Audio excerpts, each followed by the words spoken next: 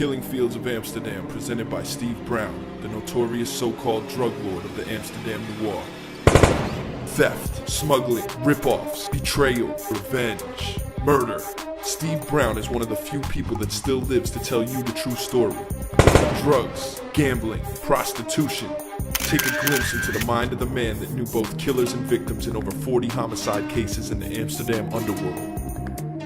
Kroongetuige Steve Brown bracht de macht in Hoogland voor de moord op Bruinsma achter de tralies.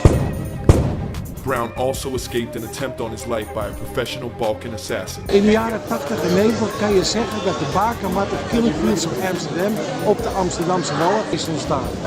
Turkse en Joegoslavische maffia, de Hollandse genozen en god mag weten wie nog meer, hadden hier vrij spel.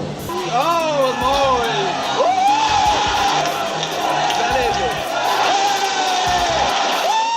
In een vat zoals dit is André geëindigd na een helse martelpraktijk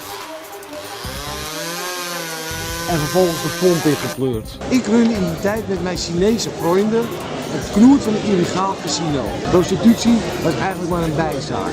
Uiteraard met toestemming van de Amsterdamse politie noir.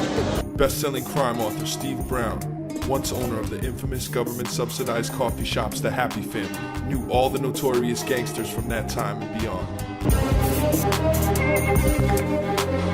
Zonder problemen tonen de Thaise autoriteiten het stoffelijk overschot.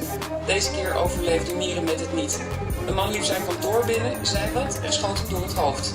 This is the forbidden story of corruption, organized crime, vicious notorious murders and treason in Amsterdam on the highest scale. The facts of the underworld that the Dutch government never wants you to know. The Killing Fields of Amsterdam will expose the shocking truth behind the Amsterdam underworld. Presented by Steve Brown.